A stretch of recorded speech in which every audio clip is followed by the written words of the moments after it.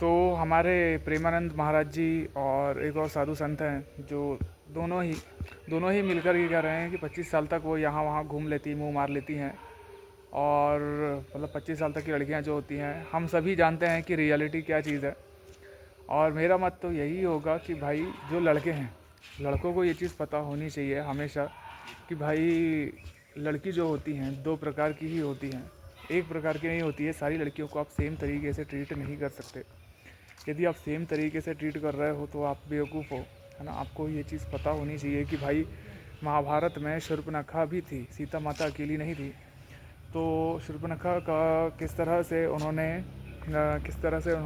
उन्होंने उनकी नाक काट दी थी।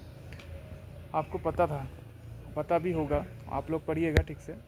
और इसके अलावा मैं ये भी बोलना चाहूँगा कि वो सीता माता को अलग तरह से ट्रीट करते थे, माता जी मानते थे, और शूर्पणखा की नाक काटे थे। तो इस तरह से लड़कों को, दोनों ही प्रकार की लड़कियों को अलग अलग तरह से ट्रीट करना आना चाहिए। आप हर लड़की को सेम तरीके से आप पूजनीय नहीं बना सकते। और हमें भी पता होना चाहिए ये चीज़ कि भाई शूर्पणखा को किस तरह से ट्रीट करना है, इस तरह की वैरायटी वाली लड़कियों को, सीता माता के और टाइप की लड़कियों को किस तरह से ट्रीट करना, वो पूजनीय होती हैं। जो हमारी माँ बहन होती हैं भाई, जो जिस तरह से हमारा ख्याल रखती हैं, हमारे लिए खाना बनाती हैं, हमें आगे बढ़ाना चाहती हैं। लेकिन शूर्पणखा टाइप की लड़कियां जो होती हैं भाई, वो उनको बॉयफ्रेंड चाहिए अलग अलग टाइप के, उनको नशे करना है, छोटे कपड़े पहनना है, या यहाँ वहाँ घूमना है, पार्टी करना है, नशे करने होते हैं।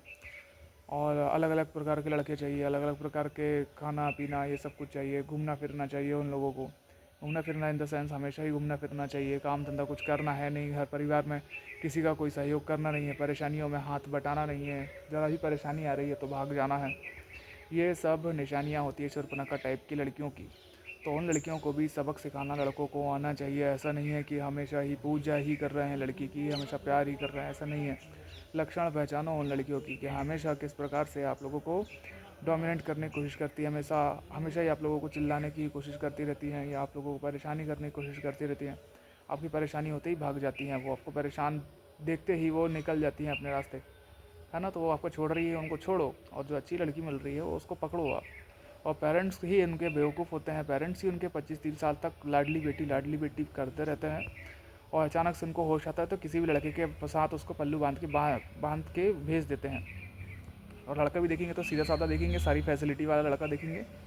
और लड़का भी ऐसा देखेंगे कि भाई वो सीधा साधा रहा, लड़की को कुछ बोले ना, मतलब वो चीज़ रहती है। तो लड़के बेचारे लेके आ जाते हैं और शादी करके बेचारे फंस जाते हैं उस पर। तो इस चीज़ का आप हमेशा ध्यान रखिए भाई कि पेरेंट्स, मतलब जो लड़की के माता पिता होते हैं, बहुत ही चालाक रहते हैं भाई। हमारी लाडली बेटी के चक्कर में लड़कियों को पूरा खिलाते पिलाते बिल्कुल एकदम खुला सांड टाइप बना देते हैं लड़की को। गाय लड़की नहीं रहती, वो सांड बन जाती है वो, और आकर फिर आपको सींग मारती है। तो भाई आप संभालो कि आपके पास गाय आ रही है या बैल जैसा लड़की आ रही है सींग मारने के लिए, सांड आ रहा है। तो इसको आप देखो, अच्छे तरीके से पहचानना सीखो शूर्पणखा को और सीता माता को, और पहचान करो और फिर उस लड़की से शादी करिए।